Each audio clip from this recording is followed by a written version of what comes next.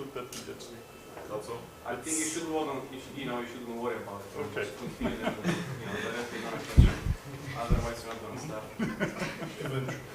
So, yeah, quite a turnout. I didn't expect that many people.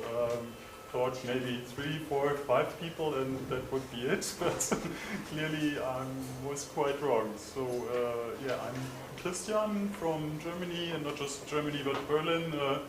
Currently the biggest CryptoParty community based on the internet, on the dates on the internet page at least, and I'm really excited to be here. So thanks for Peppa, which is currently not here right now. She actually was the person who asked me if I'd like to come to Sofia, see Init Lab and do some CryptoParty stuff, and not really having a vacation scheduled yet, but with one upcoming, I said immediately, yeah, sure, why not? So yes, this is great. And also a lot of thanks to Vlado, who unfortunately is on vacation right now, and he really would have loved to be here because he's my host, and without him I would have had to spend way too much money on hotel rooms. And also to Jana and to Crocodile for setting this up today. So you're the guys responsible for the turnout, I think. And how many of you here have done a CryptoParty yet? Show of hands. Okay, 1 hand, 2 hands over there. Attended or hosted? Been to one. Okay, so that's not too many yet, but we're about to change this. First, I'd like to tell you a few words regarding the history of CryptoParties. I don't know if you've seen the page, if you read a bit about CryptoParties maybe, or how you might have heard of it, if not through me at least. CryptoParties was a term coined in late 2012 by Asher Wolf and some people from the security community in Australia, shortly after their data retention law was passed. And then later that year, at the end of December, at the 29th C3, the 29th CCC Congress in Hamburg, I was told there was a small lecture where maybe 30 or 40 people attended, where 5 people just stood on the stage and introduced the concept. And last year at the 30C3, my first Congress, by the way, it was so amazing. If you ever get the chance, go to one. I was sitting in a lecture about the state of cryptography right now, especially after Snowden, and at the end of the lecture, some CryptoParty guy from Vienna came onto the stage and just advertised the CryptoParty event half an hour later, which was basically the same that we're doing here right now. And so half an hour later, I went to that room. I was figuring, okay, yeah, it's still 2 minutes. Then I came to the room, and they refused to let me in because they had room for 150, 200 people, and it was already packed. Finally, I did manage to get in somehow, convincing them, yeah, I'm doing CryptoParties in Berlin, and I think I can contribute something. It was unbelievable. And at that lecture where the advertising happened, the guy from Vienna actually did the same thing I did. Show fans who here ever did a CryptoParty or helped out at one, and it was the biggest conference room they had, I think, and it was 3,000 people, and 1 out of 10 people raised their hands, which was, I got goosebumps. It was this amazing. So the concept of CryptoParties is actually quite simple, because just think back to your own time in school, or maybe you're still in university and you're attending a lecture, and we actually have the format that we are doing right now. I'm sitting or standing in front, all you guys are listening, and if it's not super exciting and the speaker is amazingly well and you're already full into the topic, then at least 2/3 of the people, their pupils, students, they just don't follow, they don't care, and so which is also hard for the guy standing in the front. So, with crypto parties, the goal is simple. We want to teach the general public how to use crypto for different reasons. So crypto parties chose a slightly different concept. If you go to schools sometimes or know a few teachers, then you're already familiar with all the different concepts of teaching, and crypto parties picked up a lot from that. So crypto parties are just working so well because the people that actually come to a crypto party to learn something, independent of how much they know, they want to learn, which is amazing. So the best way to facilitate the learning process is get them there, have a specific communication culture, which the one key sentence is be excellent to each other, always super respectful, independent of age, gender, or any other factor. Also, pseudo leadership. There might be experts, but you said zero leadership, yeah? Pseudo leadership, yeah. Zero, yeah? Pseudo. No. Pseudo. Super user do. So, which just means even the people attending, they usually know more than they already realize. They come to the crypto party expecting experts. Yes, they are experts, but not even the experts know everything, and the experts don't even have to troubleshoot all the minor problems, because once the crypto parties move into the hands-on stage, there's bound to be trivial problems like I'm trying to install Thunderbird and it's giving me this strange error. So the person sitting right next to them in most cases already knows what the solution is. So, and then this also feels really great for the people attending, because they really get a feeling for, hey, I'm not really stupid because I do know something and I didn't realize it yet. So this another thing about the crypto parties is the format that we have right now, the lecture format, is not really great for asking questions. In this context, it might work better than at the crypto parties, because here probably most of you guys know each other. So it's really simple because relatively simple to ask a question, because you're not really running that much of a risk to embarrass yourself. So at the crypto parties, we always try to get a ratio of the teachers to the attendees of one teacher for up to 5 attendees. If the ratio is lower than that, that's actually even better. If it goes higher, the quality of the crypto party unfortunately decreases, because then the groups get bigger in which the different topics are handled, and then people tend to ask less questions, and in the end you run out of time. You are frustrated yourself because you couldn't actually get the point across, lost some people along the way. The people that you lost are frustrated, so that's not really a pleasant experience. So, are there any questions, unclarities, or I don't know what? Because sometimes the things I tell might be a bit confusing just due to the way I think. Which just now clearly demonstrates the bigger the group, the fewer questions you get.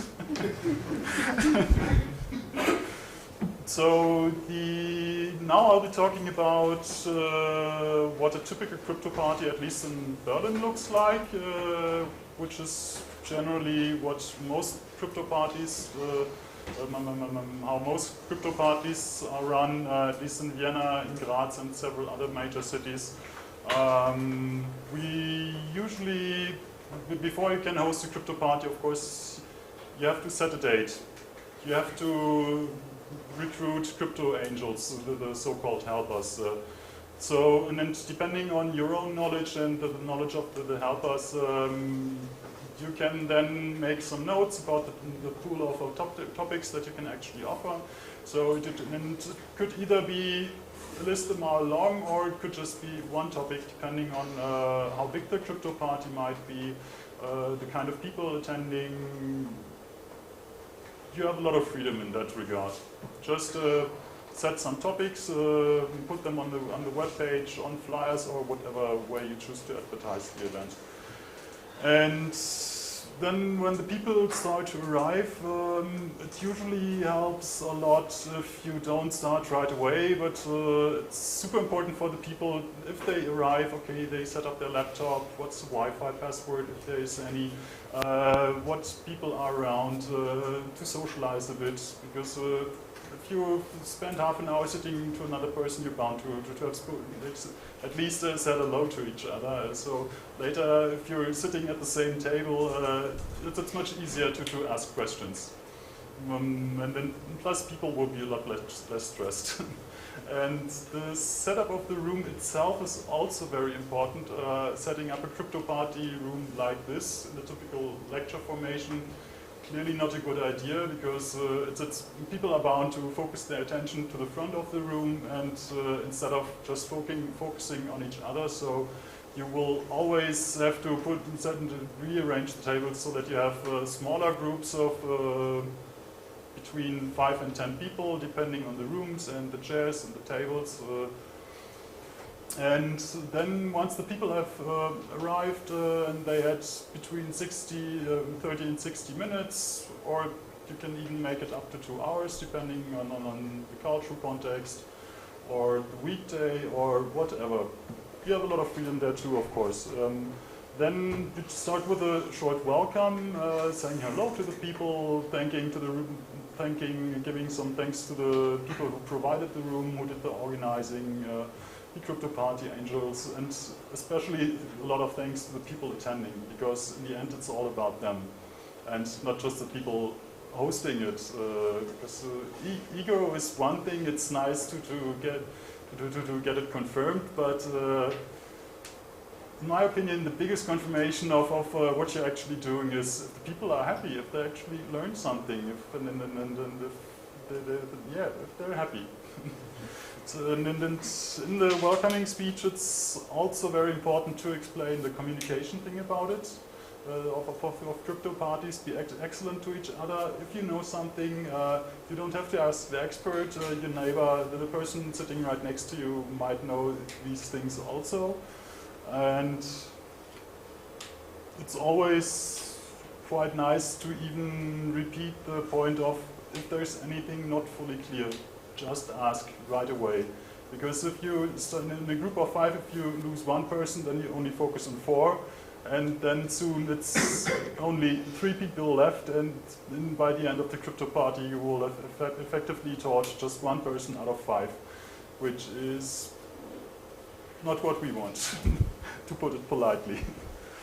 And then next in the welcoming speech, it's best practice as well to tell people that 100% security is absolutely impossible, at least in terms of computers. There's hardware bugs, there's software bugs, and even if those wouldn't exist, there's too many errors the user can make. So in mentioning that, you can also go shortly into the topic of risk management, which is done by security analysts all the time, since there's not just one level of security. It all depends on your particular needs. You might have specific information that you want to protect, and then there's also the question of whom do you want to protect it against. Do you want to protect it against the crazy ex-boyfriend, or the crazy roommate, or just or is it just you protecting your diary from your mother, maybe, or do you actually really want to try to protect against the NSA? So protecting against the NSA, that's really hard to achieve, and in practice almost impossible. Since once you're on their radar, they can get into any machine they choose.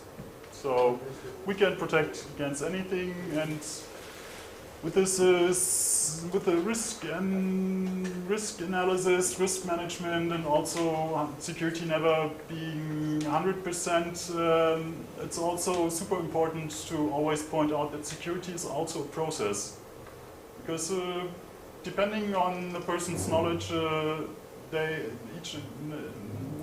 each of you started somewhere. I started somewhere. And just going from 0 to 99.99% in 5 minutes, that's not happening. So security is clearly a process. And that's also where the risk management comes in again. That's you pick the topic that is the most important one to you right now, and you start with it. So, and then at the CryptoParty, there's already people that can explain it, and so you understand it, or get at least a feeling for it, start using it, and then afterwards you get used to it, because the biggest risk to security is always changing your habits. And then when the people got to the point where they're actually rather comfortable with it and also have a relatively good feeling for how secure am I, what kind of behaviors should I avoid, for example, using Tor. Now I'm logging in with my Facebook account and next with my Gmail account. Okay, so if someone's watching the traffic and actually analyzing it, they can then immediately correlate that these two accounts belong to the same person. So not knowing these things can be an acceptable risk depending on the individual's need. So after telling this to the people attending the CryptoParty, you're basically almost done with the welcome part. So then it's only introducing the different topics, because not everyone attending a CryptoParty knows what GPG is or even means. So, while email encryption, yes, that's quite clear. So just talk, and then you're even free to go a bit into further details on each topic, so that people have a bit of time of letting the words sink in, and then finding out, okay, there's this topic too, and okay, I can also browse anonymously and also encrypt my instant messaging, and okay, well, in the beginning, I only knew about email encryption, and so suddenly the priorities might shift, and people do need some time to then decide which topic they want to do first. And it also helps to have some table cards. I even brought some.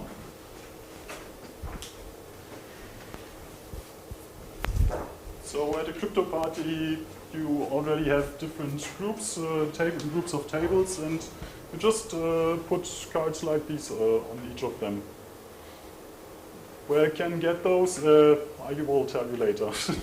And each table clearly has a card, and then once the topics are chosen, and you do again a show of hands. Okay, who here is interested in email encryption, and people raise their hands, or you can do it the other way around by just asking who here feels comfortable enough to explain email encryption, and then the so-called crypto angels or experts just raise their hands, so that people know, okay, at that table is email encryption, at that table over there is Tor, at that table is Java OTR, and then just people will go to the table.